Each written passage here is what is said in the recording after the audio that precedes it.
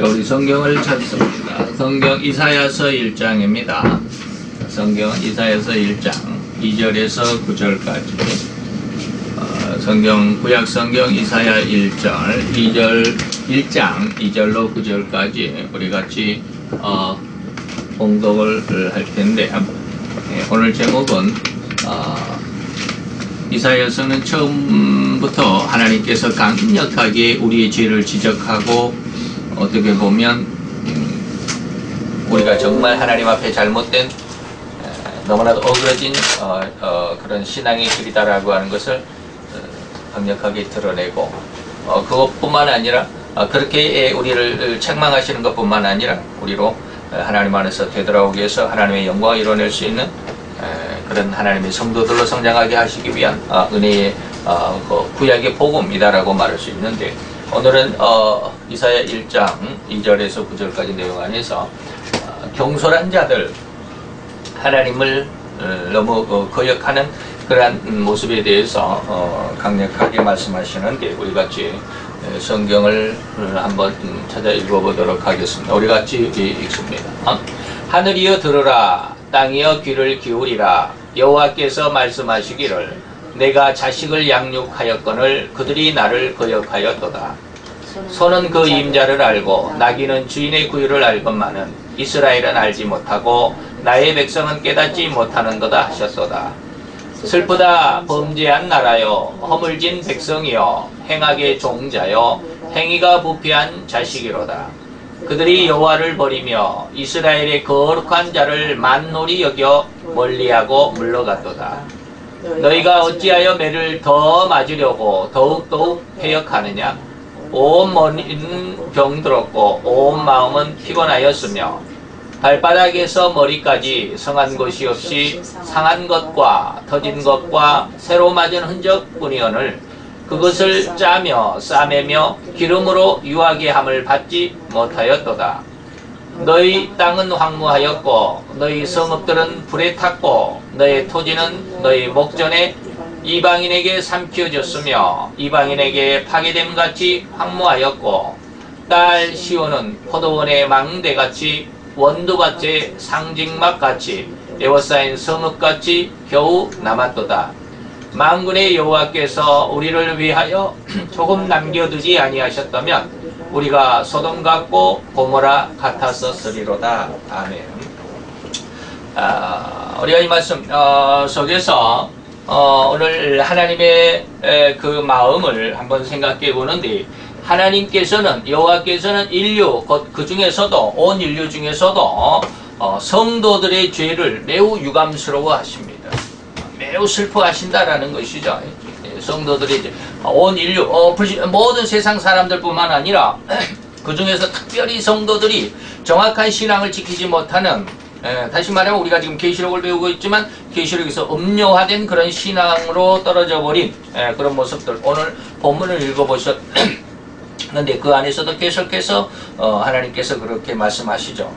왜 정신을 못 차렸느냐, 왜 더 맞으려고 하느냐, 뭐 그런 내용이죠. 그래서 오늘 이 본서는 하나님께서 물론 어떻게 그냥 생각하면 하나님이 재판관의 모습으로 이 말씀이 기록이 된 것 같지만 본서의 내용을 잘 살펴보면 재판관의 관점, 재판관의 입장이 아니라 범죄자를 책망하면서도 정죄할 허물을 알려주신, 네가 지금 이걸 잘못했어, 이거 잘못했어 라고 일러주는 어떤 그런 재판관의 모습이 아니라 친구의 모습과도 같이 우리의 신앙의 잘잘못을 짚어주고 그것을 고치도록, 다시 말하면 하나님 앞에 되돌아오도록 하는 그러한 친구의 입장과도 같은 그러한 그 의미 속에서 오늘 본서가 이사야서가 기록이 됐다라고 하는 것이죠. 그래서 하늘이여 들으라, 땅이여 귀를 기울이라 라고 이렇게 이제 말씀하시죠. 처음부터 우리가 2절 말씀부터 그 다음에 오직했으면 하늘이여 들으라. 성도들이, 하나님의 백성들이 얼마나 듣지를 않았으면, 아무리 외쳐도 듣지를 않았으면 하나님께서 얼마나 실망하셨겠습니까? 그래서 우리가 로마서 1장에 보면 세 번 버렸다 그러죠. 상실한 마음에, 부끄러운 마음에, 그리고 정욕의 마음에 내버려 두셨다라고 할 만큼 하나님의 백성들이 하나님을 제대로 정확하게 가장 올바르게 알지도 깨닫지도 못하고 섬기지도 못하더라. 이게 제멋대로 신앙이더라라고 하는 것입니다. 그래서 하나님이 하시는 말씀이 하늘아 내 말 좀 들어줘. 땅아 내 말 좀 들어줘 이 말이에요. 예. 그러면서 하는 말이 뭐예요? 내가 자식을 양육했거늘 그들이 나를 거역했다. 내가 내 자식, 내 백성, 내 성도들이라고 내가 그들을 불렀는데 그들이 오히려 내 사랑을 알지 못하고 나를 버렸다라고 하는 것이죠. 그래서 하나님은 자기가 여호와는 이 말이죠. 자기가 잘 길렀는데도 불구하고 자손들이 자기를 하찮게 여긴다라고 선언하시는 것이 바로 오늘 2절의 말씀입니다. 가장 가슴 아픈 일이죠. 아빠, 엄마는, 부모는 자식을 크게 애지중지하게 그리고 심혈을 기울여서 온통 온 마음을 다해서 기르고 양육하고 보호하고 그러지만 자식은 그걸 몰라요. 제멋대로다. 누가복음 16장인가 가보면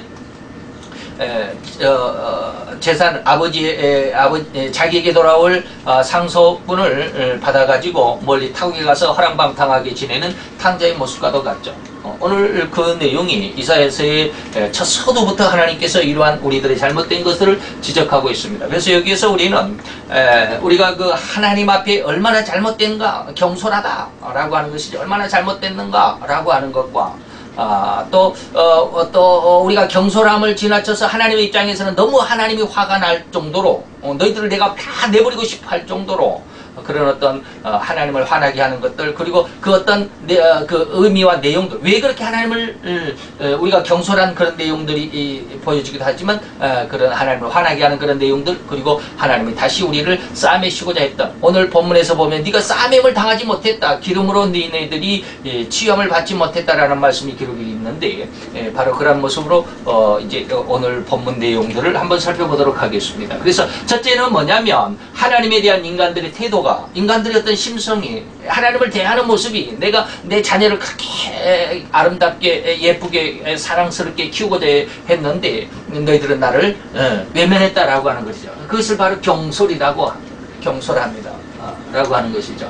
그래서 사람들로 생각하게 만드는 것이 사람에게 가장 힘든 것이 뭐냐 사람들을 다룰 때 사람들에게 생각하도록 하는 것이 다시 말하면 생각하도록 만들어주는 것 네가 이걸 생각해야 돼 네가 이것을 잘 기억을 해야 돼 이걸 참 심사숙고해야 돼 라고 하는 그것에 대해서 어떤 관심을 갖게 하고 그것을 생각하게 하는 일이 가장 힘들다라고 해요. 상대방의 생각을 내가 좌지우지할 수가 없죠. 안내를 해주고 말은 해주지만 그 사람을 그렇게 내가 원하는 대로 너는 이 하나님에 대해서 심사숙고해야 돼 하나님의 뜻을 잘 기억을 해야 돼 하지만 저 사람이 그 말은 듣지만 그 상대방이 그것을 정말로 자기 마음속에 하나님을 중심할 수 있느냐 그건 못하잖아요. 그것은 내 마음대로 못해 상대방의 마음을 내 마음대로 못해요. 다시 말하면 상대방 사람들로 이 생각하게 만드는 것이 가장 힘들다라고 하는 것입니다. 더욱이나 이 생각이 영적인 것이라면 아니면 그들의 영혼, 그 사람, 너 하나님을 잘 생각해야 한다라고 말했을 때 그 상대방이 그 영혼, 그 다음에 영혼이 그 사람에게 하나님에 대한 것에 생각하게 만든다라는 것은 실로 너무 어려워요. 쉽게 말하면 전도해가지고 그 사람이 그 전도의 복음에 완전히 빠져들도록 하나님의 중심으로 살아가는 다시 말하면 정확한 신앙으로 성장하도록 그 하나님 중심적인 신앙을 만들어가는 그 생각 이것이 가장 어렵다라고 하는 것이죠. 왜요? 이건 영적인 것이기 때문에 그래요. 다시 말하면 이렇게 하면 네가 돈을 더 잘 벌 수 있어 라고 한다면 쉽게 따라올 수 있겠죠. 돈을 더 잘 번되는데 관심이 가잖아요. 왜 그 관심이 오직 돈 버는 것, 세상에 성공하는 것에 관심이 돼 있고 내 인생에 초점이 되어 있기 때문에 거기에 대해서 이야기를 해주면 잘 따라온단 말이죠. 그런데 이것이 영적인 것이고 이것이 우리의 현실적인 모습 안에서 눈에 보이지 않는 영적인 것, 또 영혼, 내 영혼 나는 내 삶의 생명이 그냥 내 삶의 생명으로 끝나버린다고 생각하고 있기 때문에 영혼에 대해서는 거의 생각하지 않고 내 영혼, 내 삶을 주관하고 계시다라고 하는 이 하나님이 계시다라고 하는 사실에 대해서는 전혀 거기에 대해서는 무감각해 있다. 알지를 않는 거기에 대해서는 생각조차 하고 싶지 않다라고 하는 그런 인간의 모습이 가장 경솔하다라고 하는 것이죠. 그래서 일반적인 상황에서 일반적인 세상 사회 법칙 속에서는 인간은 이 권력자의 도움이 필요하겠죠. 나를 도와줄 사람, 내가 혼자 일어설 수 없기 때문에 나를 도와주고 나를 후원해주고 나를 인도해줄 그런 어떠한 권력자, 그 사람이 권력자라고 한다면 이게 뭐 권력에 빌붙어서 뭐 권력을 남용을 하고 뭐 이렇게 국정을 농단하는 그때 뒤에서 조종하는 이런 것을 의미하는 것이 아니라 나를 도와줘. 물론 여기에서 이 권력자는 하나님을 의미하는데 이 권력자는 내 삶을 나를 평안과 행복으로 끌어갈 수도 있고 나를 완전히 시면의 밑바닥 완전 실패와 좌절 속으로 던져버릴 수도 있는 그러한 능력을 갖는 자. 그래서 성경에서는 뭐요? 너의 생명을 죽이는 자를 두려워하지 말고 그 생명을 죽이거나 그리고 그를 다시 살리기도 하고 음부에 던질 수도 있는 여호와 하나님을 두려워하라라고 예수님은 우리에게 말씀하고 있잖아요. 그 말이죠. 예. 그래서 그 권력가가 뭐예요? 하나님이시다.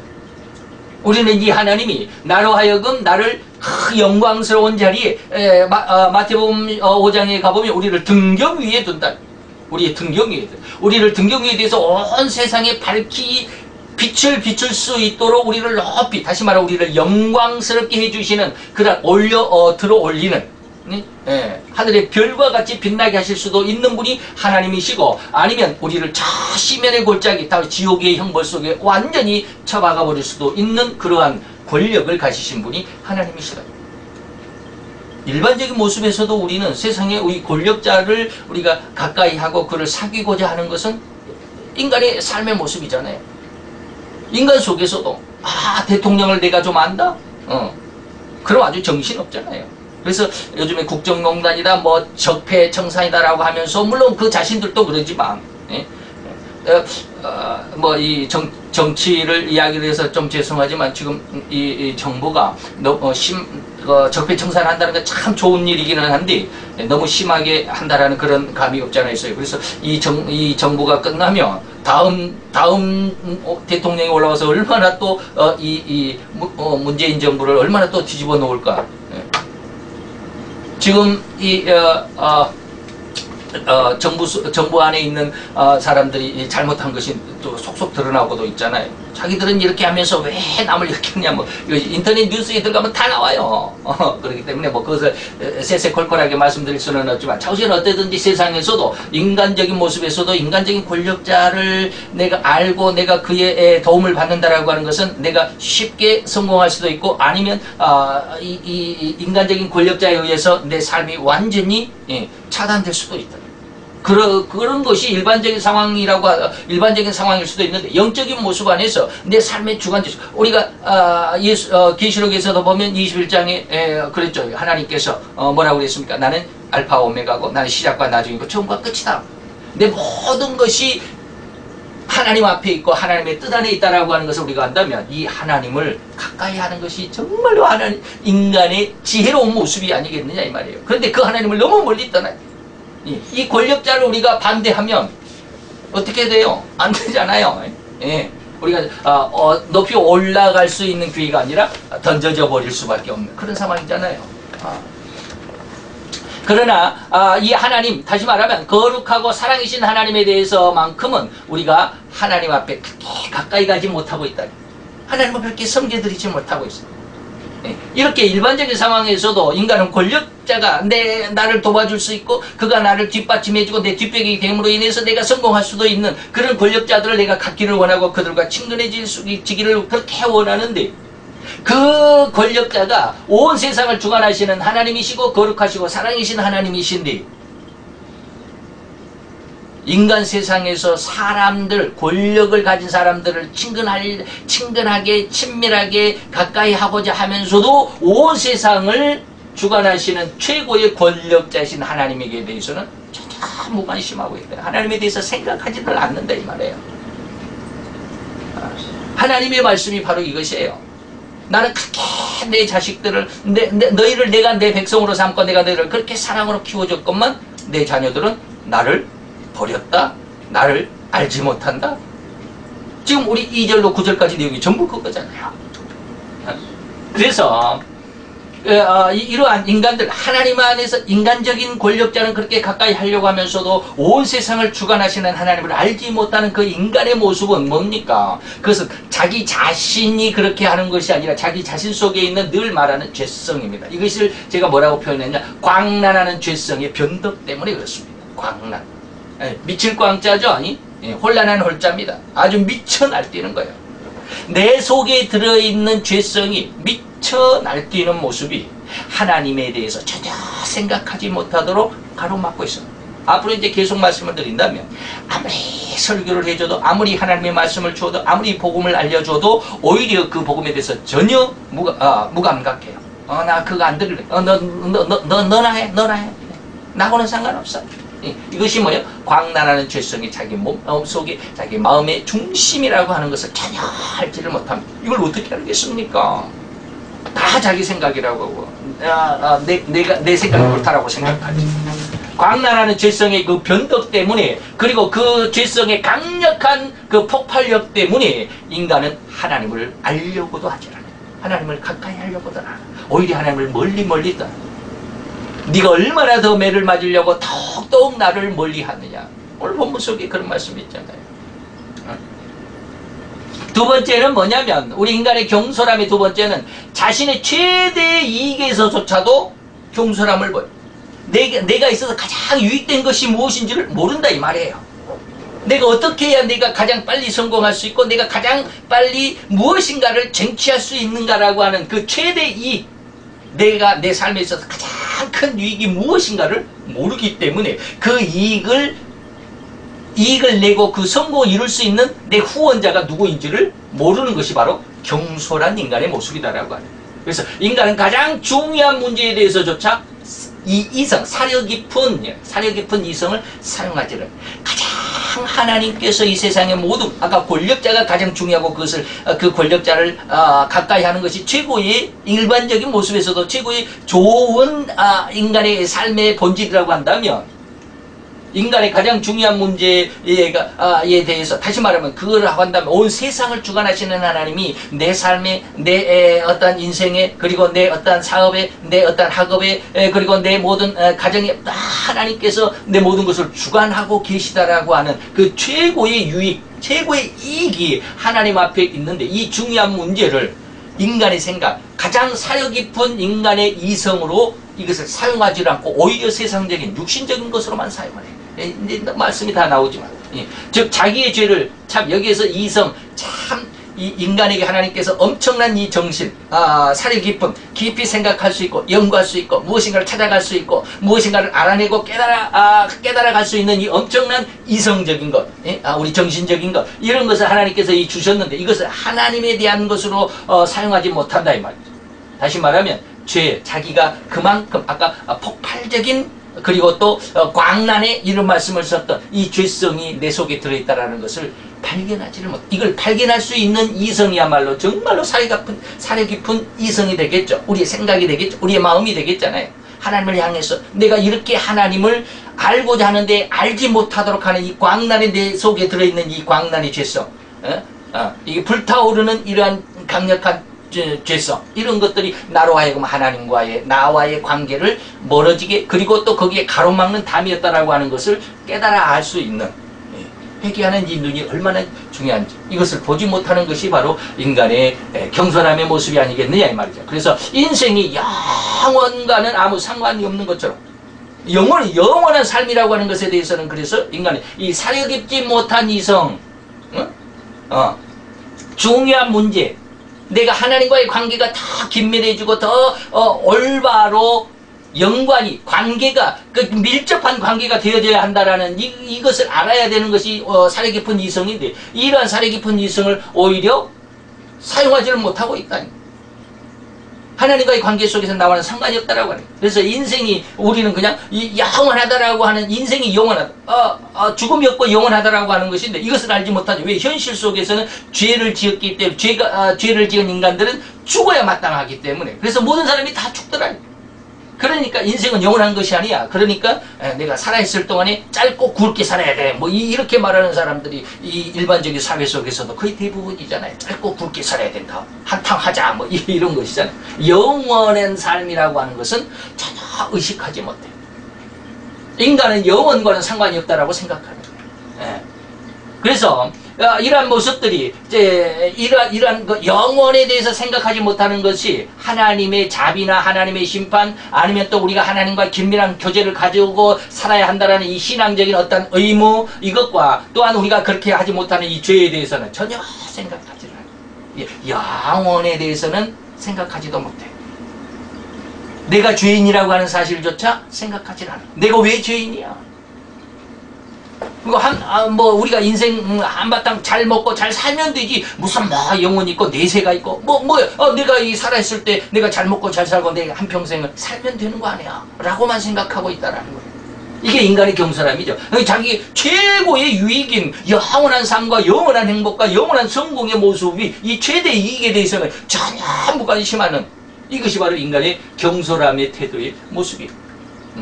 그래서 이러한 인간의 모습이 짙은 어둠이 자신을 둘러싸고 있다라는 이 엄중함을 깨닫지 못하는 것이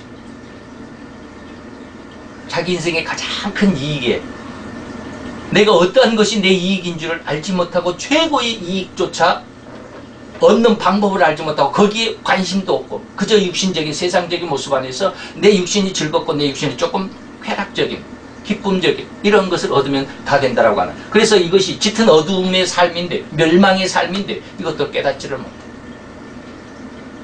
단지 그렇게만 살아요. 그리고 세 번째 인간의 경솔함의 세 번째는 뭐냐면 미래에 대해서조차도 경솔해. 최고의 이익을 생각하는 것이 미래에 대한 것이라고 하는 의미도 있지만 내가 어떠한 미래를 내 미래가 어떻다라고 하는 것, 내 미래가 밝다 아니면 내 미래가 좀 시원찮다 뭐 이런 것에 대해서도 전혀 생각하지 않는다라고 하는 것이죠. 다시 말해 이 미래는 뭐냐면 영원한 아까도 늘 이야기했지만 영원한 지옥, 영원한 천국 이런 것에 대해서도 전혀 관심이 없어요. 죽으면 끝이지 무슨 뭐 지옥이 있고 천국이 있고 무슨 지옥과 천국이 내가 무슨 상관이야. 하나님과 나와 상관이 없어. 나 죽으면 그냥 끝이야. 미래에 대한 관심, 미래에 대한 어떤 기대감이 없는 것이 인간의 경솔함 중에 하나다라는 거예요. 그래서 영원히 죽지 않는 인생, 나는 그냥 사는 것으로만. 그러니까 인간이 한번 죽으면 끝이야 라고 생각을 하는 그 말씀 속에는 영원이란 말이 좀 포함되어 있지 않지만 우리의 의식 속에서는 나는 그냥 사는 거야. 나는 그냥 사는 거야. 이 말을 영원히 죽지 않는 인생으로라고 하는 말로 제가 표현을 했는데 영원히 죽지 않는 인생으로 그냥 나는 그냥 살 거야. 계시록 18장에 보면 음녀가 그랬잖아요. 나는 여왕으로 앉은 자야. 그러니까 나는 부족한 것이 없어. 나는 결코 멸망을 당하지 않아. 그러니 세상 삶을 살아가는 사람들 가장 자기 자신의 중심, 자기 중심, 다시 말하면 삶의 어떤 핵심을 이루고 자기 삶의 뼈대를 이룰 수 있는 것이 뭐냐면 자기의 삶에 자신감을 갖는 거예요. 자존감이라고 그러잖아요. 그 자존감의 맹점 중에 저는 자존감, 물론 이 신앙 안에서도 또 어떤 목사님은 뭐 자존감이라고 하는 그런 어떤 그 설교를 하면서 아주 세계적인 뭐 부흥을 이루기도 하였지만 저는 자존감 별로 좋아하지 않습니다.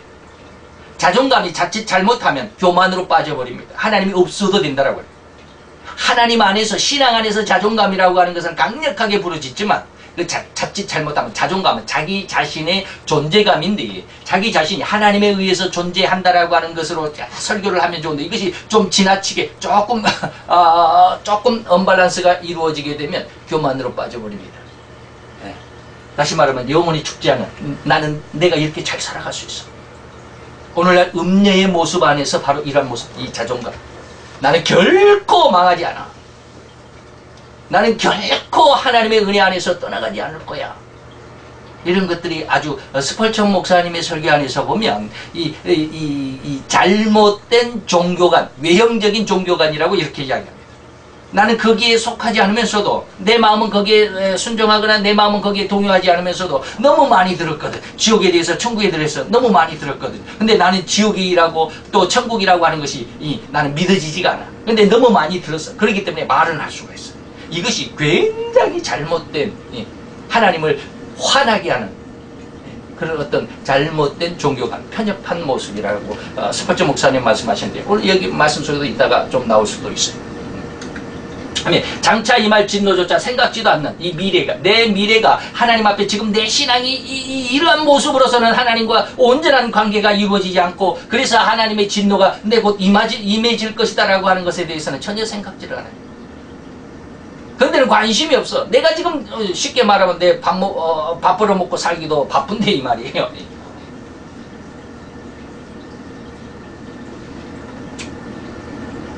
이런 어떤 진노나 심판에 대해서 설교를 하면 참 저도 마음이 답답하긴 하지만 오늘날 같은 세상에서 설교를 하면 잘 될 수 있습니다. 하나님을 믿으십시오. 믿음으로 굳게 서십시오. 믿음으로 뭘 이것저것 다 믿음으로 하면 기도하면 만사가 형통이 됩니다. 뭐 이런 어떤 긍정적이고 막 이런 설교를 해야 되는데 이사야에서는 처음부터 그걸 완전히 싹을 잘라버립니다. 네 신앙이 그것이 잘못됐어. 네 신앙 지금 그렇게 하나님을 믿고 믿음 안에서 막 이렇게 하면 성장할 것이고 네가 성공할 것이고 하나님의 축복을 이룰 것이고 하나님께서 너를 도와줄 것이고 이것은 너의 편협한 종교가 라고 말하는 게 이사야서입니다.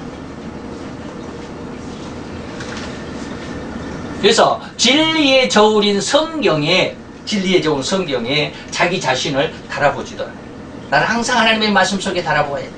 우리가 계시록을 지금 배우고 있지만 계시록에서는 뭐라고요? 7장에서는 하나님의 인이라고 그랬습니다. 13장에서는 하나님의 갈대자다라고 그랬습니다.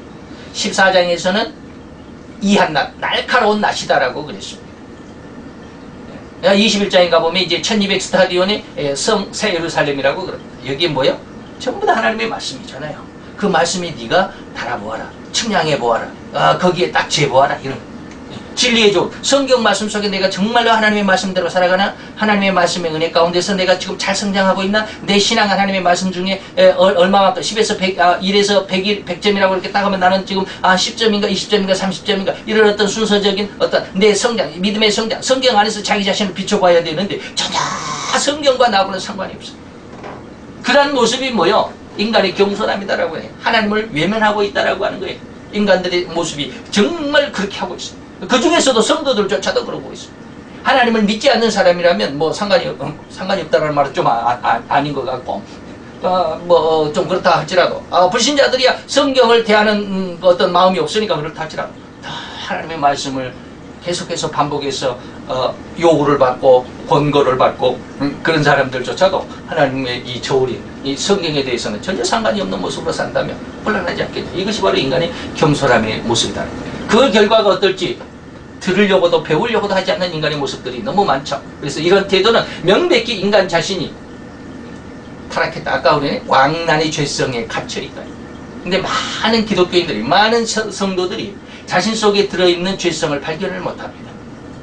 예수 그리스도의 십자가 안에서 십자가의 보혈의 은혜로서 자기가 죄인이라고 하는 것을 회개는 했다 할지라도 이 예수의 십자가를 믿는 성도가 되었던 그 이후에 자기 속에 들어있는 이 죄성이라고 하는 것을 전혀 알지를 못하고 있다라고 하는 거예요. 이게 몰라서 이렇게 하나님 앞에 겸손한 모습을 가지고 살아가는 이러한 사람들의, 이러한 성도들의 모습이 뭐요? 타락이라고 하는 명백한 증거라고 하는 것을 좀 이해를 해주겠습니다. 그 다음에 네 번째로, 경솔함의 네 번째는 뭡니까? 하나님의 공의와 감사에 대한 요구에도 전혀 반응을 안 해요. 하나님께서 너를 이렇게 사랑했고, 하나님께서 너를 이렇게 인도했고, 하나님께서 너를 이렇게 축복하여 주셨고, 그런데도 불구하고 거기에 감사도 없고, 거기에 하나님의 그 공의, 하나님의 공의는 뭐요? 하나님의 사랑은 천국, 하나님의 공의는 지옥을 의미했는데, 하나님의 그런 명백한 갈림길에 대해서도 하나님 인간들은 전혀 관심이 없어요. 성도조차도 이런데 별로 관심이 없어요. 그래서 천국에 대해서 설교를 하는 것은 좋지만 지옥에 대해서 설교하는 것은 거의 성도들이 그냥 아주 기겁을 해요. 아우 그런 설교는 듣고 싶지 않다. 그렇잖아요. 이것이 두려워하는 마음이야. 두려워하는 자는 계시록 22장에 가보면 마지막 영원한 천국 상황에서 가보면 두려워하는 자는 뭐야? 성 밖에 있어야 돼요. 자꾸 이런 말을 들으면 하나님께서 내게 오늘 이사야가 처음부터 그냥 강력하게 이런 우리들을 강력하게 징계하고 우리의 진노를 하나님의 진노를 선포하고 막 그러는 것은 뭐예요? 우리들이 내가 그런 줄을 깨달으라는 거예요. 그런데 아까 처음부터 뭐라고 그랬습니까? 하나님이 심판하기 위해서 너를 이렇게 징계하고 너를 이렇게 저주하고 너를 이렇게 심판의 대상이라고 이렇게 막 크게 진노의 말을 하시는 것 같냐? 심판하시려고 하는 것이 아니라 뭐라? 네가 이것을 알고 내게로 돌아오라고. 빨리 회개하기 위해서 친구처럼 내가 너를 이렇게 일러주는 거야 라는 말을 제가 맨 처음에 했습니다. 그래서 성도는 하나님에 대한 두려움을 갖도록 교육을 받은 자들이 하나님의 이렇게 천국이 있습니다. 그러나 지옥도 있습니다. 두려움을 갖도록 얼마나 매번 설교 때마다 또 하나님의 말씀을 공부할 때마다 이렇게 교육을 받습니까? 근데 거기에 대해서 전혀 무관심하다는 거예요. 그러나 그 중에 하나님에 대해서 아무런 생각도 없이 살아가는 성도들이 너무 많아요. 이런 사람들이 마태복음 13장에 가보면 네 밭에 대한 비유 중에서 길가와 같은 아니면 자갈과 같은 사람.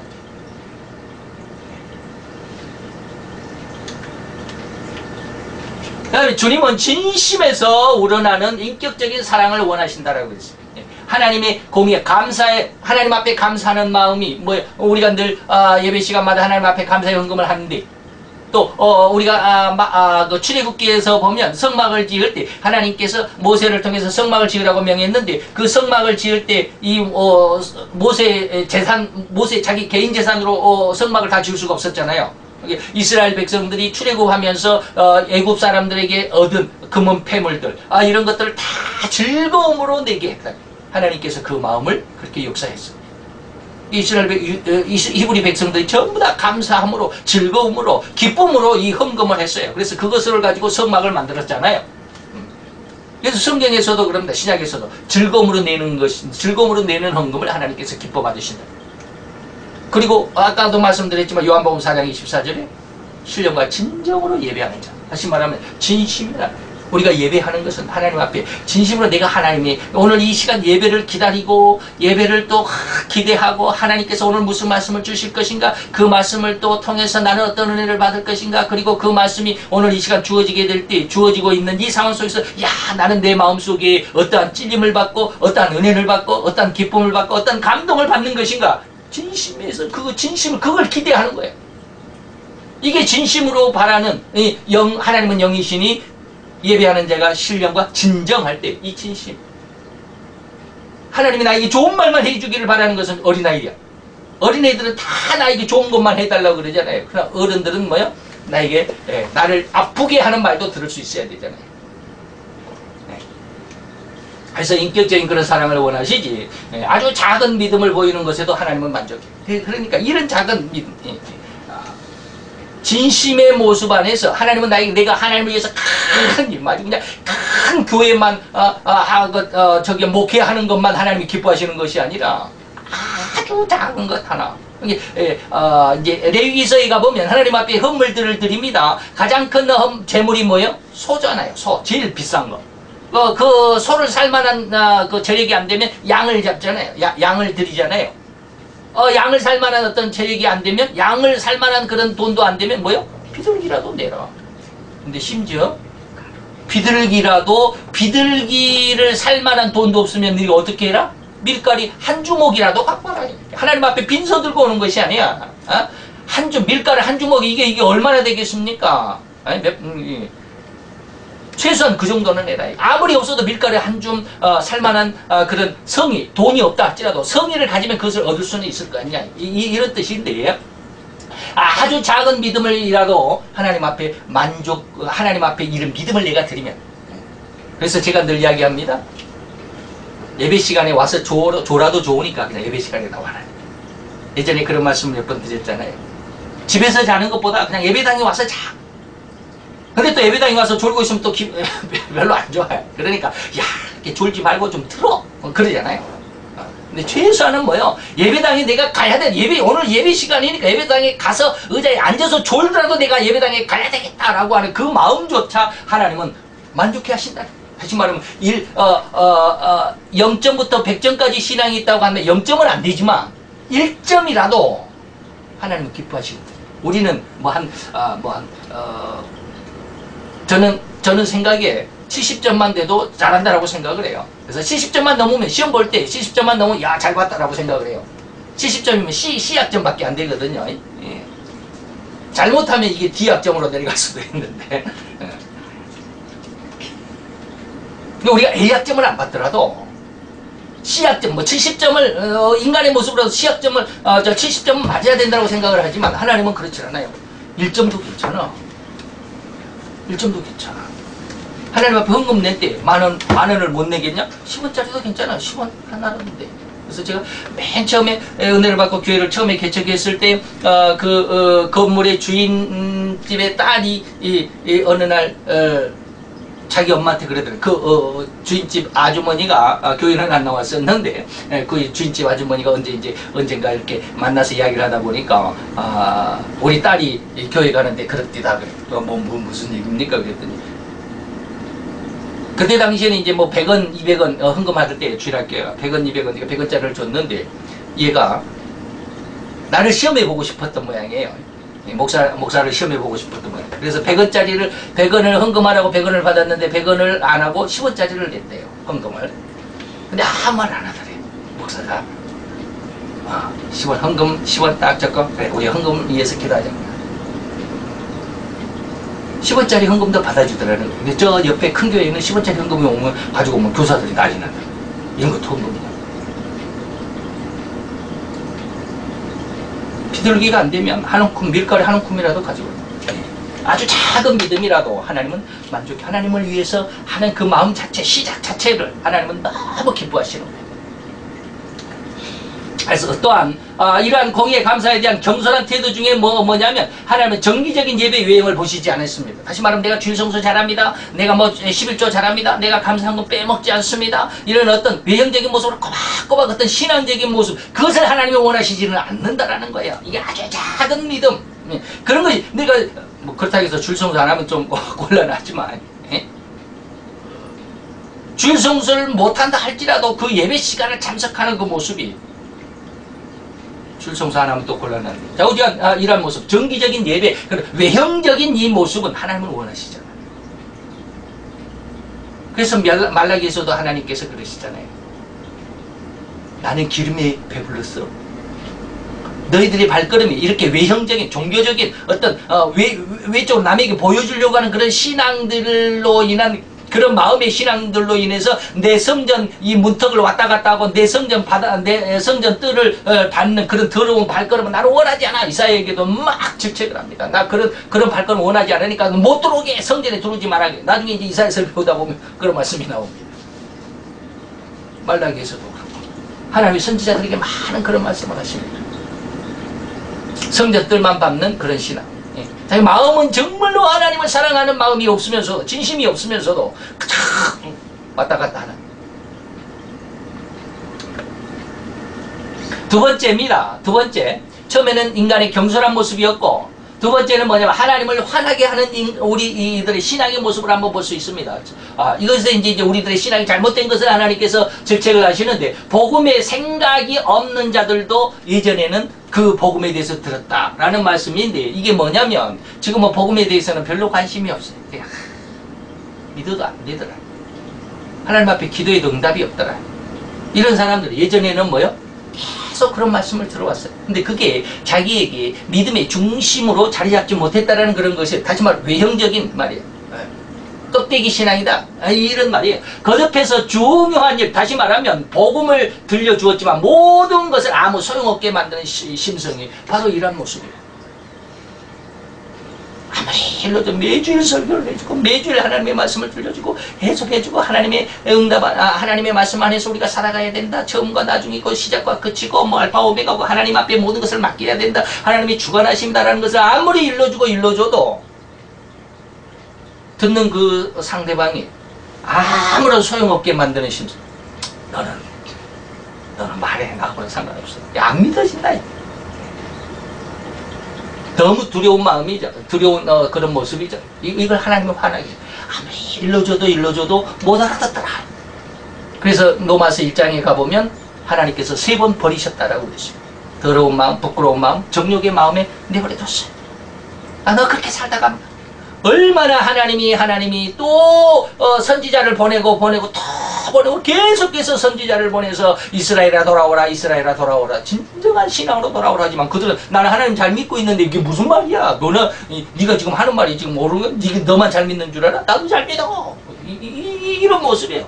아무리 일러줘도 그 하나님의 복음이 자기 마음속에 소용이 없어. 씨를 내지 못해. 길과 같은 말. 또 하나는 뭡니까? 읽지 않고 놓아둔 성경이 더욱 하나님을 화나게 해. 우리도 그러죠. 가끔가다 부흥회 가보면 부흥사 목사님들이 그러잖아요. 일주일 동안 하루 주일날 성경 가지고 교회 들고 왔다가 저녁에 이제 교회 끝나고 집에 가서 성경 던져놓으면 일주일 동안 그대로 먼지 쌓이고 있다. 그런 말씀 많이 듣잖아요. 그래갖고 그 다음날 그 다음 주간에 또 주일날 오면은 성경 위에 쌓였던 먼지를 이제 탈탈 털어내고 그러니까 하나님 싸다부를 때린다고 막. 옛날 부흥광서 목사님들 그런 말씀 많이 했어요. 우리 그런 모습이잖아요. 하나님의 이렇게 귀한 하나님의 그 어떤 주관하심, 내가 너를 아들로, 내가 너를 내 백성으로, 내 딸로 삼아서 내가 너를 이렇게 길러주었건만 넌 나에게 대해서 무엇을 했냐? 아무것도 안 해주고 하나님을 떠났고 하나님을 멀리했고 하나님을 거역했고 하나님을 반대했고 하나님에 대해서 전혀 상관이 없다라고 고개를 가로젓는 그 모습. 이것이 하나님을 더욱 화나게 해서 해줘도 모르는 수없이 반복되는 예배에 참석했음에도 우리는 그 예배의 모습에 너무 게을러 있어. 관심이 없어.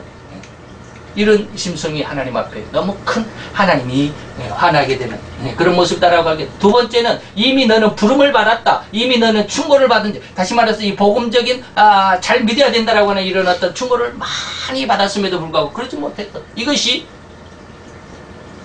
하나님 앞에 뭐요? 하나님을 화나게 하는 그런 모습이죠. 하나님께서 축복하시겠다고 부르셨으면 잘 들어야 됩니다. 하나님께서 축복하시겠다라고 나를 부르셨다면 어떤 식으로든 성도를 하나님 자신에게로 인도해 가십니다. 이게 무슨 말인지 아십니까? 우리가 하나님 앞에 하나님이 나를 부르셨다면, 나를 축복해 주시기로 하나님이 작정하셨다면, 나를 하나님의 아들로 딸로 부르시기로 하나님께서 이미 나를 그렇게 부르셨다면 하나님은 무슨 방법을 써서든지 나를 반드시 하나님의 아들로 딸로 만드실 것이다라는 것입니다. 그런데 그 과정이 복잡해. 다시 말하면 지금까지 우리가 하나님을 화나게 했고 하나님 앞에 겸손한 그런 삶을 살았고 그래서 하나님이 내가 너를 내 아들로 삼았다. 내가 너를 내 백성으로 삼았다. 그런데 너는 나를 몰랐고 나를 깨닫지도 못하고 너는 나를 알지도 못하고 나를 멀리 떠났다. 왜 매를 더 맞으려고 더 나를 떠나느냐라고 하나님이 그렇게 한탄하시지만 그런 한탄 속에서 뭐라고 해? 계속해서 하나님이 매를 때리시는 거예요. 사업의 문을 닫기도 그러니까 사업이 안 되기도 하시고 목회가 안 되기도 하시고 교회가 문 닫기도 하시고 이런저런 모습에서 그냥 막 이 엄청난 시련을 주십니다. 왜? 그럴 때마다 우리는 뭐예요? 하나님 앞에 주의 성수도 잘하고 하나님 말씀도 잘 듣고 하나님 기도도 많이 하고 응답도 많이 받고 그런데 왜 안 됩니까?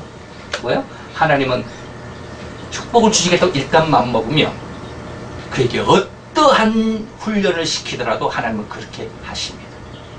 요즘에 하나님, 제가 이제 완전한 하나님의 축복 가운데 들어가지는 못했지만, 하나님 앞에 느끼는 게 그거예요. 하나님이 예수님이 12제자를 불렀습니다. 어디서 불렀어요? 갈릴리에서 불렀습니다. 그들을 훈련시킨 곳이 어디입니까? 예루살렘입니다. 물론 그 건방이지만, 쭉 맞지만, 예루살렘이 중심이었습니다. 갈릴리에서 예루살렘까지 약 한 40km 정도 된다고 그래요. 갈릴리에서 불러서 예루살렘과 이제 온 유대 땅을 돌아다니면서 훈련을 시켰어요. 그런데 그런 훈련이 끝나고 난 다음에 예수님은 십자가에 죽으시고 이제 부활하셨죠. 그 제자들을 어디서 다시 만났을까요? 예수님이 부활하시고 난 다음에 제자들을 어디서 만났을까요? 갈릴리에서 만났습니다. 제가 그걸 한 2-3주 전, 한 2주 전에 깨닫고 정말 깜짝 놀랐습니다. 하나님이 갈릴리에서 제자를 불렀습니다. 그리고 예루살렘을 중심으로 해서 온 유대에서 훈련을 시키셨습니다. 그런데 그 훈련시키신 예수님이 십자가에 그들을 위해서 죽으시고 다시 부활하셔서 그들을 다시 만난 자리가 어디냐면 예루살렘이 아니에요. 훈련시킨 장소가 아니에요. 어디요? 처음 부른 장소예요.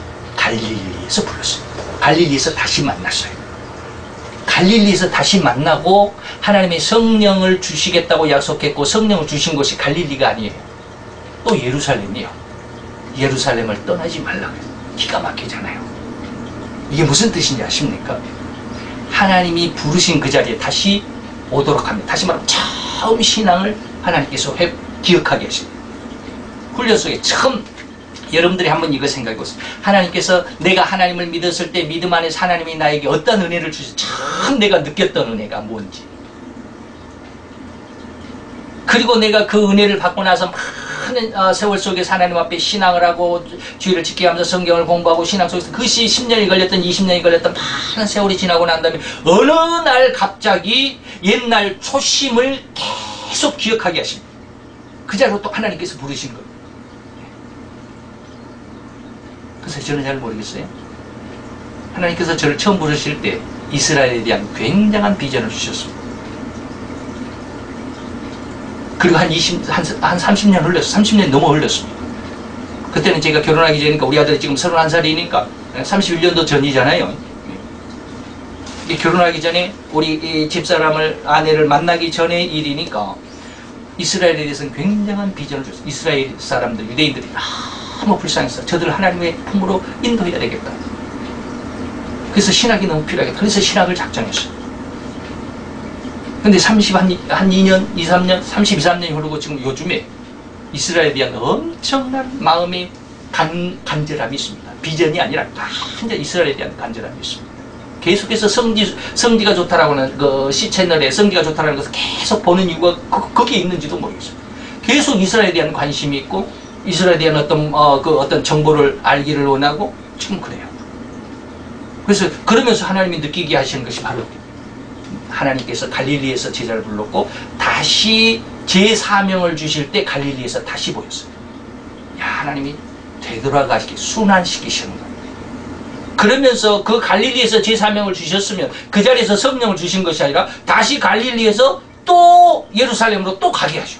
그리고 거기에서 성령을 기다리라고 그래요. 하나님이 약속하신, 내 아버지가 너희들에게 약속하신 그 성령을 받을 때까지 예루살렘을 떠나지 말라. 그래서 제가 정말로 예루살렘으로 가는 것이 아니라 지리적인 예루살렘으로 가는 것이 아니라 내 마음속에 내 영적인 신앙 안에서 영의 예루살렘이 어딘가를 예전에 제가 몇 번 설교 시간에 있었지만 뭐 한 3, 4년 전부터 이 영적인 예루살렘에 대해서 굉장히 찾기를 원했습니다. 어디가 도대체 나의 예루살렘은 어딘가. 굉장히 고민을 많이 했습니다. 기도도 많이 하고. 그때 하나님께서 알게 하셨습니다. 네가 기도하는 그것이 예루살렘. 네가 하나님을 만난 그것이 예루살렘. 네가 하나님을 만나고자 간절히 애쓰고 앉아있는 그 자리가 예루살렘이야. 제게 느끼는 것은 그거였어요. 그 자리에서 뭘 줬어요? 성령의 세례를 줬어요. 내 죄성을 완전히 태워버리는 하나님의 은혜에 임하십니다. 그래서 다시는 제자들이 예수님을 거절하거나 부인하거나 예수님을 떠나지 않았어요. 성령 세례 이전에는 베드로는 다 죽기까지 예수님을 따르겠습니다 막 그랬지만 아주 그냥 자신있게 대답을 했지만 다 거짓말이었잖아요. 거짓말이라고 하면 좀 이상하지만 다 그 말에 반대가 돼. 너 닭이 2번 울기 전에 3번 나를 부인할 거야. 그러잖아요. 그런데 성령 세례를 받고 난 다음에 베드로는 단 한 번도, 제자들은 단 한 번도 예수의 복음에 대해서 거절하거나 거부하거나 두려움을 갖거나 부족함을 갖거나 한 번도 뒤로 돌아보거나 이런 것이 없었어요. 성령 세례의 은혜입니다. 성도들은 성령 세례를 받아야 돼요.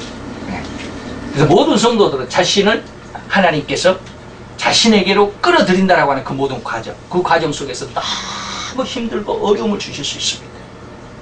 모든 것을 다 내려놔야 되거든요. 세상적인 거 다 내려놔야 됩니다. 그런데 아직도 제 마음속에 내려놓지 못하는 것이 너무 많이 있다라고 하는. 그래서 이것 때문에 하나님 앞에 너무 많이 기도를 하는데 하나님 것을 훈련을 시키시는 거예요. 그래서 힘들게 하고, 그래서 고통을 주기도 하고, 그래서 징계를 내리기도 하시고, 그래서 고난을 주시기도 하십니다. 이 고난과 괴로움 속에 있을 때 우리 하나님 앞에 순종할 수 있어야 돼요.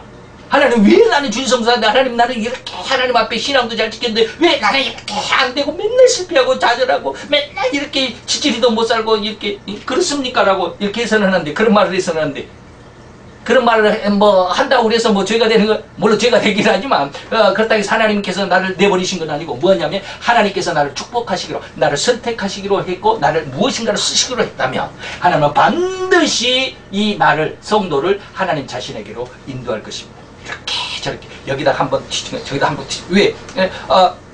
여러분들이 그거 아십니까? 쇠는요 두들기면 두들길수록 더 강해진다고 그러잖아요. 그래서 대장간에 가보면 쇠를 빨갛게 달궈가지고 막 망치로 두들기잖아요. 왜? 그 쇠 속에 들어있는 공기층들을 다 공기를 다 빼내야 되거든요. 그래서 완전히 쇠 그 입자 하나하나가 완전히 다 밀착되도록, 그것이 최고의 강철. 예, 그것이 강철이죠. 스텐 강철입니다. 그렇게 되기 위해서는 이 쇠가 엄청나게 얻어맞아야 돼요. 망치로. 자기 속에 들어있는 모든 공기 그 틈 하나하나 다 내보내야 되거든요. 그것처럼 하나님은 하나님의 자녀를 축복으로 만드시겠다고 부르셨으면 이리 치고 저리 치고 완전히 박살냅니다. 개 박살낸다는 말을 이해를 하셔야 돼요. 이게 이사야서 41장에 있습니다. 뭐라고 그랬어요? 너 지렁이 같은 야곱아라고 그래요. 지렁이 같다 할 때 이 지렁이라는 말이 무슨 뜻이냐면 이 톨라라는 단어입니다. 톨라라고 그래요. 토라는 하나님의 율법이고요. 톨라라고 하는 것이 지렁이인데 이 톨라라고 하는 말이 구약 성경에서 43번인가 써있어요. 예, 그런데 이 톨라라고 하는 말이 지렁이라는 말도 되고요. 벌레라는 말도 있습니다. 벌레라는 말도 있고요. 구더기라는 말도 있습니다. 그래서 이사야 41장에서는 지렁이라고 표현이 됐지만 이사야 65장, 66장까지 있는데 65장에서는 썩은 시체를 파먹는 구더기로 표현을 했습니다. 이 톨라를. 다시 말하면 나는 어떤 모습이요? 썩은 시체나 파먹는 그런 구더기의 모습이요. 그게 야곱이요. 형을 속이잖아요. 아버지를 속이잖아요. 그래서 형 에서가 받아야 할 모든 축복을 자기가 다 가로채잖아요. 비열한 도적놈이라는 뜻이 야곱이라는 뜻이에요. 이러한 인생을 하나님이 얼마나 이리 치고 저리 치고 완전히 박살을 내는 게 지렁이 같은 너 야곱아. 그러면서 바로 그다음 너 지렁이 같은 야곱아 하면서 바로 뒤에 뭐라고 그런 줄 아십니까? 너희 이스라엘 사람들아 라고 이렇게 표현합니다. 우리가 회개하기 전에는 지렁이, 썩은 시체, 다시 말하면 세상의 육신적이고 세상적인 것을 그것 때문에 살아왔던 우리들의 모습을 야곱이라고 표현해요. 이 더럽고 비열한 이 도적놈아 이 말이에요. 그런 모습이 하나님 앞에 회개하고 나니까 뭐를 표현했어요? 이스라엘로 표현한 거예요. 하나님을 이겼어요. 이것이 최고의 축복입니다. 하나님이 그렇게 만드신 거예요. 내가 너를 불렀나니 너는 내 아들이 되고 너는 내 딸이 되지 하면 우리는 그 안에서 하나님이 이미 부르심을 받은 이것에 우리는 기뻐 감사할 수 있어요. 그래서 내게 다가온 모든 하나님의 그 영광의 결론에 이르기까지 우리는 모든 과정이 그냥 그 쇠가 한 마리를 얻어맞는 것처럼 그 고난을 견뎌낼 수 있어야 돼요. 그래서 야고보서 1장 14절에 뭐요? 시련을 참아내는 자, 이것에 합격이라고 인정을 받는 자는 복이 있나니 생명의 멸류관을 내가 너에게 주겠다. 자기 생명을 바쳐서 하나님의 말씀을 순종해야 돼. 이렇게 힘들어도 저렇게 힘들어도 이게 안 되고 저렇게 안 되고 이리 가도 가로막히고 저리 가도 가로막히고 완전히 나는 사면초가고 정말로 죽을 것 같습니다. 요즘 하나님 앞에 제가 기도하는 탄원이 그거예요. 하나님 나 죽을 것 같습니다. 예전에 막 이 영의 은혜가 있을 때는 석 달 이전에는 제가 굉장히 즐겁고 기뻤잖아요. 설교할 때마다. 근데 한 석 달, 넉 달 전에 너무 심각하게 아주 그냥 차라리 죽는 게 나을 것 같아. 그러면서 하나님이 주신 것이 너 지렁이 같은 야곱이야. 너 지렁이였어요. 네가 뭐 잘났다고 그러니? 너 썩은 시체나 파먹는 그런 구더기였잖아. 그러면서 하나님이 바로 그 다음에 내가 너를 이스라엘로 만들어줄 거야. 하나님의 은혜입니다. 이 은혜가 안에 꼭 있어야 돼. 이미 우리는 부름을 받았는데 이것을 잊어버려서는 안 돼요. 다윗은 이때 다시 말하면 하나님께서 우리를 축복하시겠다라고 작정을 하셨으면 어떻게 해서든지 성도를 하나님 자신에게로 인도할 것인데 이때 이 과정을 다윗은 뭐라고 그랬어요? 내게 시편 119편 71편에 내게 너무 많은 고난이 있습니다. 근데 그 고난을 나는 즐거워합니다. 예, 나는 이 고난조차 유익이라고 생각합니다. 왜? 이 고난을 통해서 내가 하나님의 법, 율법, 하나님의 의도를 깨달았기 때문입니다. 제가 이 고난이 없었으면 하나님이 이런 어떤 은혜를 몰랐어요. 내가 교회가 잘 성장, 200명, 300명 잘 성장하고, 내가 지금 배부르고 등 따스운 그런 상황 속에 있다고 한다면 내가 이렇게 기도했겠습니까? 안 그래요. 고난 속에 집어넣으니까 그 고난을 이겨야 되니까, 고난 속에 집어넣는데 그 고난을 이겨야 되니까 이 고난을 해소하고 이 고난을 탈피하기 위해서 어떻게 하나님을 붙잡아야 되는데, 어떻게 하나님을 그냥 좀 흔들어서 이 열매라도, 하나님의 열매라도 하나 떨어뜨린 걸 주셔야 되기 때문에 하나님 앞에 기도하잖아요. 그래서 다윗은 뭐예요? 이때 이 다윗이 광야에서 이 10년을 돌아다녔어요. 물이 없는 광야에서 얼마 사울 왕을 피해가지고, 사울이 자기 장인어른이잖아요. 예? 장인어른이 그렇게 사위를 죽이려고 하는데 그 장인어른의 칼날을 창끝을 피해가지고 광야에서 10년을 살았어. 10년. 그 고난 속에서 뭐라고 그래? 나는 하나님 감사합니다. 이 고난 감사합니다. 그러잖아요. 하나님은 하나님이 축복하시겠다라고 부르신 자는 어떠한 경우를 만나 어떠한 그 훈련을 시켜서라도 반드시 하나님의 뜻에 합당하도록 하나님 자신에게로 인도해 갔다는 이걸 우리는 기억해야 돼요. 네. 그 다음에 히브리 기자도 역시 마찬가지. 다윗의 모습과도 같이 히브리 기자도 히브리 12장을 쫙 읽어보면 정말로 하나님의 참 아들에게는 징계나 고난이 없을 수가 없대. 자기 아들은 다 징계하잖아요. 너 이거 잘못했어. 이거 안 돼. 잘못하면 막 때리고 야단치고 그러잖아요. 근데 남의 아들은 잘못해도 내버려 두잖아요. 그래서 고난이나 징계가 없으면 참 아들이 아니야. 그렇기 때문에 하나님은 아들에게는 정말로 징계나 고난이 너무 필요하다. 이것을 히브리 기자는 12장에 이야기하고 있어요. 그래서 내가 나는 왜 이렇게 안 되나 고민이 되기도 돼요. 그러나 예전에는 제가 이 하나님의 뜻을 몰랐을 때는 너무 심각하게 그냥 막 하나님 나와 이거 못돼 나 이제 다 자신은 하나님 나 내 멋대로 할게 하나님 마음대로 하세요. 이렇게 하나님 기도하다가 그 기도의 자리를 박차고 일어난 적이 3번 있었어요. 그때마다 뒤지겨도 맞았지만 좌우지가 모를 때는 그렇게 하나님 앞에 막 반항을 해요. 근데 요즘에는 힘들어도 하나님 앞에 나 죽겠습니다라는 말뿐이지 반항하진 않아요. 왜? 방금 아까 말씀드렸던 하나님이 축복하시겠다라고 딱 결정을 하시고 부르셨다면 그 안에서 어떠한 훈련을 시켜서라도 어떠한 강도, 어떠한 강한 강도를 더해서라도 그를 하나님의 가장 훌륭한 하나님의 아들로 삼으시기를, 그렇게 성장시켜 가시길 하나님을 원하시고 그렇게 하십니다. 하나님은 절대로 실패가 없으니까 거기에 우리는 순종해야 돼. 빨리 순종을 해야 돼. 안 그러면 더 맞아. 본문에서 그랬잖아요. 내가 더 맞으려고, 더욱더 맞으려고, 왜 매를 더 맞으려고 그렇게 나를 계속해서 반대하고 거역하고 나를 떠나가느냐 그랬잖아요. 더 맞으려고. 어제 네가 나에게 싸매을 당하고 내 기름바람을 당하고 네가 나에게 치료를 받아야 되잖아. 왜 그걸 못 받느냐 이 말이야. 오늘 본문에서도 그랬어요. 네? 그래서 징계가 없음으로 인해서 그는 더욱 자신의 죄 속에 그 죄를 가중시키는 삶이 되고, 하나님 징계가 없으면 자기가 잘 사는 줄 알아. 그러니까 계속해서 그렇게 살아. 다시 말해 하나님이 없는 삶으로 계속 살아. 그 결과는 뭐예요? 그 자신의 죄의 가중이에요. 더 깊은 지옥의 형벌, 더 심각하고 더 큰 고난의 하나님의 징벌의 형벌을 더 쌓는 것뿐이에요. 징계를 받는 것이, 우리가 세상 속에서 고난을 받는 것이 그렇게 물론 힘들어요. 힘들어요. 정말 힘들어요. 그렇지만 그것으로 인해서 내 속에 들어있는 세상을 향한, 육신을 향한, 그리고 이 사회적인 것, 이 명예적인 것, 성공적인 것을 다 그렇게 원했던 모습이 하나하나 정리가 되어 갑니다. 하나님은 그렇게 나를 훈련시켜 가는 거예요.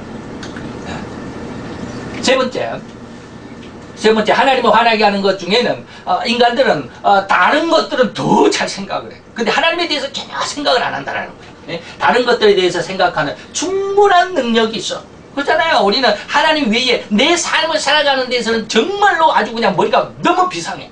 사업을 하는 사람은 그 사업에 대해서, 우리 아들이 겪는 디자인에 대해서 그러잖아요. 자기의 삶을 영위해 가려고 하는 것에 대해서는 아주 머리가 비상해. 얼마나 열심히 하는지 몰라. 그냥 밤잠을 설쳐가면서도 그 일을 그냥 해내려고 하는 그런 어떤 아주 끈질김이 없지 않아 있어요. 근데 그것이 하나님 외의 것이더라 이 말이에요. 이것을 하나님이 더 이제 싫어하시는 모습인데, 하나님 외의 세상적인 것, 육신적인 면에서는 뛰어난 능력을 발휘하면서도 하나님에 대해서는 그 뛰어난 능력을 왜 못하느냐? 아까 우리가 살에 깊은 이성을 왜 사용하지 못하느냐 말이야. 또한 우리는 어떤 보상이 있거나 우리 어떤 이권, 어떤 이익이 있다고 한다면 이건 물건을 가리지 않고 거기에 그냥 아주 정신없이 그 일에 투신을 하는데, 하나님에 대해서는 거절하나? 자기 영광을 위해, 자기 성공을 위해서는 아주 물건을 안 가리잖아요. 근데 하나님에 대해서, 하나님을 알고 하나님을 공부하고 하나님을 예배하는 데에 대해서는 결코 그렇게 아주 열심히 내지 못한다 이거예요. 이런 것이 하나님은 좀 안타깝게 하시는 것이죠. 그래서 참으로 엄청나게 빠르게 악으로 치닫는 생태를 살아가는 인간의 모습을 볼 수 있다. 세 번째, 하나님에 대한 그 무관심의 그 이유. 왜 그러느냐? 왜 인간이 그렇게 겸손하고 왜 하나님이 그렇게 화를 내게 화날 수밖에 없는 그런 삶을 사느냐? 그 이유가 뭐냐 이 말이에요. 그것은 하나님을 반대하는 심성, 다시 말해 죄성이 인간 속에 들어있기 때문에. 그 죄성이 나 자신의 중심이라고 하는 거예요. 다시 말하면 하나님을 자연스럽게 거절하는 거예요. 까닭없이 미워하는 거예요. 그래서 성경에도 그랬잖아요. 예수님이 까닭없이 나를 미워한다. 세상은 까닭없이 나를, 내가 그들에게 잘못한 것도 없는데 그냥 미워해. 그잖아요. 그냥 예수, 기독교라고 그러면 그냥 싫어해. 예수를 믿는 사람이 자기한테 잘못한 것도 없고, 자기 피해를 준 것도 없는데도 그냥 싫어해. 그냥 생태적으로 싫어해. 이게 뭐요? 죄성입니다. 이게 사단의 습성입니다.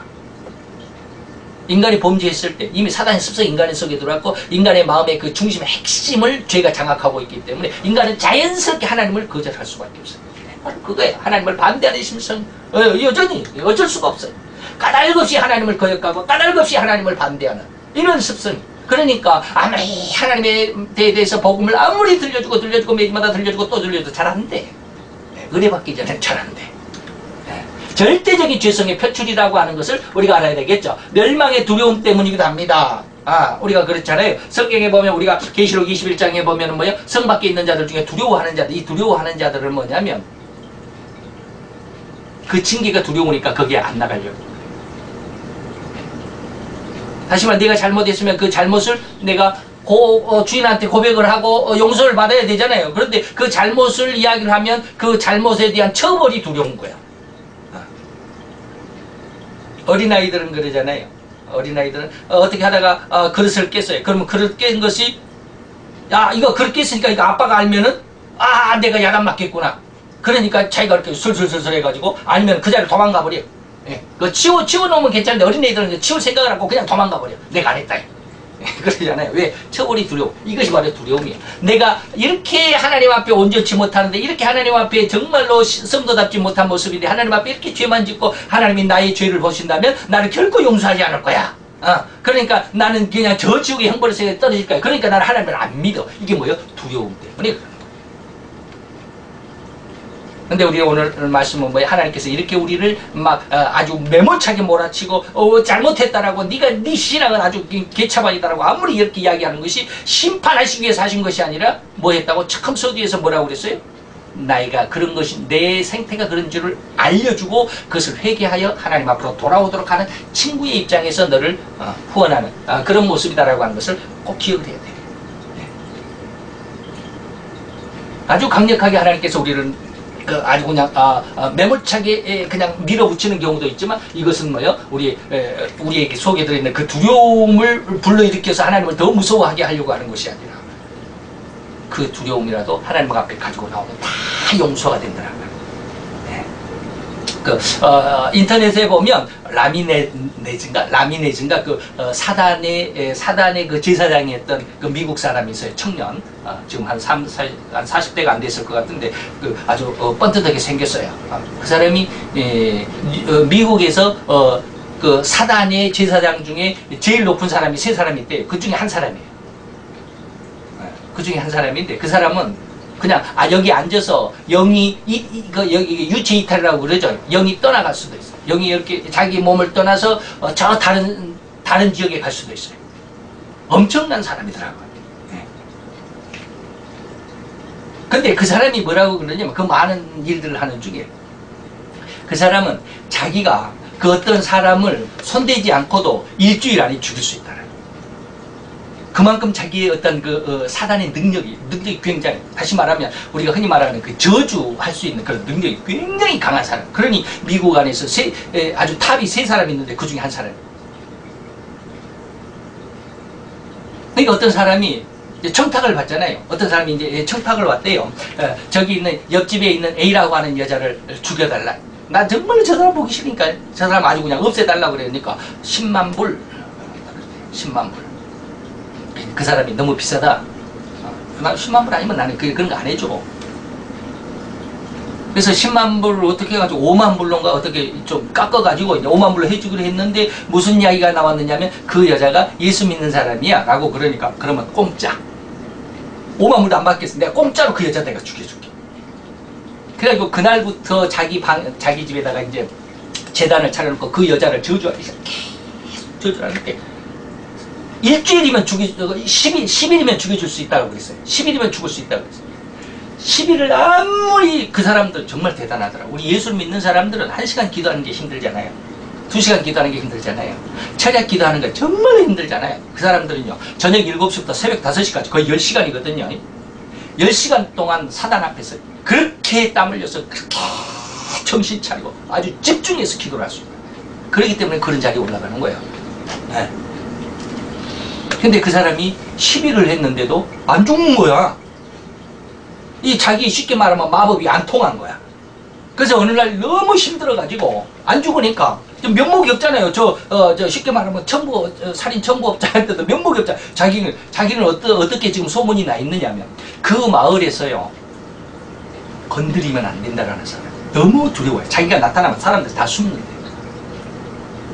자기가 나타나면 저 사람은 잘못 건드리면 저 사람의 비유를 상하면 저 사람의 잘못 심기가 불편하면 이 가족 자기 자신만 아니라 가족들이 피해를 봐. 잘못하면 죽을 수도 있어. 그러니까 저 사람 절대로 건드리지. 사람들이 그 동네에서 이 청년을 절대로 건드릴 수 없는 아주 엄청난 존재야. 그만한 능력을 가진 사람. 근데 이 사람이 안 죽어. 이 여자가. 근데 어느 날 이제 사단을 초청을 했어요. 그 사람은 사단하고 이야기도 할 수 있대요. 사단을 초청해갖고 이제 꼬치꼬치 따는 거예요. 왜 안 되냐. 그러니까 사단이 하는 말이 저 여자는 하나님이 지켜주시니까 하나님이 그 생명을 건들지 말라는 엄명이 있었으니까 안 죽어. 저 여자를 위해서 죽이고자 하는 그 기도, 저주의 기도는 그만해. 이 사람이 그냥 뻥 떨어지잖아요. 아니, 지금 내가 지금 이 미국에서 세 손가락 안에 드는 그런 능력자인데 내가 지금 이렇게 내 저주의 이 기도가 통하지 않으면 나는 이게 완전 먹칠이 되잖아요. 자기 그러니까 명성에 피해가 되잖아. 그러니까 끝까지 나는 이게 해야 되겠다. 죽일 수 있도록 해달라. 그러니까 사단은 절대 안 돼. 하나님이 지켜주시는데 나라고 안 돼. 너 그 기도하지 마. 그러니까 끝까지 못 죽였어요. 그 사람이 예수를 믿게 됐어. 어느 날 그냥 그런 건 놔두고 자꾸 예수를 믿게 돼가지고 지금은 예수를 잘 믿는. 그러니까 그런 사람들은 영적인 어떤 깊이가 있잖아요. 저보다 훌륭해. 이 암흑 세계에 대해서 엄청난 모든 것을 다 알고 있는, 미국에서 세 번째 안에 세 손가락 안에 든 사람이니까 영적인 세계에 대해서 빠삭하잖아요. 그러니까 예수를 믿는 사람들이 너무 기도 안 한다는 것을 알아요. 그렇게 하고는 사단 못 이겨. 귀신도 못 이겨. 왜 그렇게 신앙생활 하는지 모르겠어요. 너무 안타까워요. 왜 자기는 알거든. 그래서 그런 예수를 믿는 사람들 중에 기도가 잘 못하는 사람, 기도를 하다가 졸는 사람, 이런 사람들에 대해서 엄청난 공격을 했던 사람이 자기 자신이거든. 자기가 그렇게 했거든. 근데 그런 걸 알잖아요. 그러니까 자기는 그렇게 저녁 7시부터 그 다음날 새벽 5시까지 10시간 동안 그냥 온몸에 땀이 젖고 그냥 이 정신 이렇게 한번 흐트리지도 않고 그냥 그렇게 집중해서 사단에게 그렇게 기도하고 그렇게 하는 그 강력한 어떤 그 강인함이 있는데 예수 믿는 사람은 그런 게 없거든. 1시간 기도하라면 5분 기도하라면 그냥 엉덩이 들썩거리고 그냥 그렇게 해서는 안 된다고 그래서 어쨌든 두려워해. 사람들이 동네 사람들 어떻게 그 사람 옆에 가기를 두려워해. 두려움 때문에. 그래서 그 신앙의 고백대로 살지 못할 것이라는 생각 때문에 내가 하나님 앞에 가면은 성경대로 살아야 되는데 내가 못 살 것 같은. 그러니까 하나님 앞에 면목이 없으니까 나는 죄덩어리니까 신앙 고백대로 살지 못하는 그런 두려움 때문에 하나님을 반대하는 그런 모습이에요. 그래서 하나님에 대한 의무보다 자신의 어떤 이권이 또 더욱 하나님을 잘 믿어야 된다고 하는 이것이 이제 의무잖아요. 하나님을 잘 믿어야 되는 것이 의무잖아요. 근데 그것보다는 내 삶이 내 이권이, 내 성공이 더 우선시 되는 것이기 때문에 그걸 더 돌보기 때문에 하나님을 반대하는 그런 모습이죠. 그 다음에 인간의 경솔함의 변명의 여지가 없다라고 했는데 자, 인간의 경솔함의 변명의 네 번째구나. 네 번째 마지막 네 번째입니다. 우리가 그런 어떤 연약한 모습들 그 이유까지 지금 다 알아봤습니다. 그런데 마지막에 이제 초대가 있는 거예요. 하나님의 여기 그러한 너의 모습이 하나님을 멀리 떠나고 하나님을 그렇게 간절하게 매번마다 그렇게 수없이 반복해서 수없이 계속해서 영겁고 그렇게 너를 하나님 앞으로 초청하고 하나님의 구원의 복음을 말씀 듣고 그러지만 너는 거기에 네 마음속에 아무런 소용이 없었잖아. 그럼에도 불구하고 실망하지 말아라. 왜? 하나님의 영이 있기 때문이야. 성령의 역사가 있기 때문이야. 너는 그렇게 못해도 하나님의 성령이 너를 도와주실 것이야 라고 하는 것입니다. 그래서 인간의 경솔하면 변명의 여지가 없어. 네가 경솔했지. 그건 변명의 여지가 없어. 그냥 받아들여야 돼. 다시 말하면 네가 하나님이 징계하시면 징계를 그대로 달게 받아야 돼. 이 말이에요. 그래서 인간의 경솔한 변명의 여지가 없는데 쉽게 말하면 낙이나 소나 낙이는 생각을 못 하잖아요. 생각을 못 하니까 우의 독경이야. 소에게 아무리 경을 읽어줘도 그건 어쩔 수 없어요. 못 알아들으니까 생각하지 못하니까. 그런데 인간은 성도가 하나님에 대한 모든 것을 외면하는 경솔하면 결코 변명의 여지가 없어. 왜? 너는 아까 뭐라고 그랬어요? 이 사려 깊은 이성을 가지고 있어. 너는 너 개인적인 삶에는 너무 집중해서 열심히 하는 그런 어떤 능력이 있잖아. 그 생각과 그 능력을 하나님 앞으로 가지고 돌아오라 이 말이에요. 하나님께서 그렇게 해주시겠다라고 하는 거예요. 그래서 이제 한번 보세요. 비눗방울은 찬란한 빛깔을 가지고 있잖아요. 그럼에도 불구하고 그 비눗방울이 계속 유지되는 것이 아니라 순식간에 터져버리고 없어져 버리잖아요. 그런 것처럼 우리는 우리의 내 삶의 모습, 내 육신적인, 내 사회적인, 그리고 내가 이 세상을 살아가는 세상적인 모습에서 내가 성공을 갖았다 할지라도 그 성공은 비눗방울과 같아. 찬란한 모습, 찬란한 빛깔을 내놓을 수 있고 많은 사람들이 그것을 부러워할 수도 있어. 그러나 그것이 순식간에 지금 우리 뉴스에 보면 난리잖아요. 다들 적폐청산이 갖고 그냥 매일 옛날에 그 잘 나갔던 사람들, 그 성공했다라고 하는 사람들 전부 감옥에다 쳐놓는다고 지금 난리잖아요. 얼마나 부끄럽고 창피해. 지금까지 얼마나 떵떵거렸을 거예요. 안타까운 모습이잖아요. 세상적인 부귀와 명예와 영광과 권세가 하루아침에 추풍낙엽이야.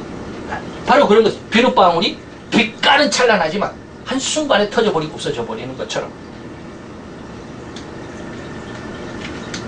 그 다음에 이러한 경솔함의 상황에서 우리는 반드시 구원함을 받아야 돼. 지금까지 우리는 그렇게 살아왔어요. 사려 깊은 이성 하나님에게로 쏟아놓지 못했어요. 내가 내 세상 속에서만 내 능력이 너무 강렬하게 나타났어. 이런 하나님을 거역하고 반대하고 하나님을 멀리 떠나버렸던 이런 경솔함의 모습에서 우리는 구원함을 받아야 돼. 그것을 하나님께서 해주시겠다라고 하는 거예요. 하나님께로 돌아가는 길을 인도를 받아야 돼. 우리는 잘 모르니까 설교 속에서 성경을 강의함 속에서 그런 은혜를 빨리 캐치를 해야 돼.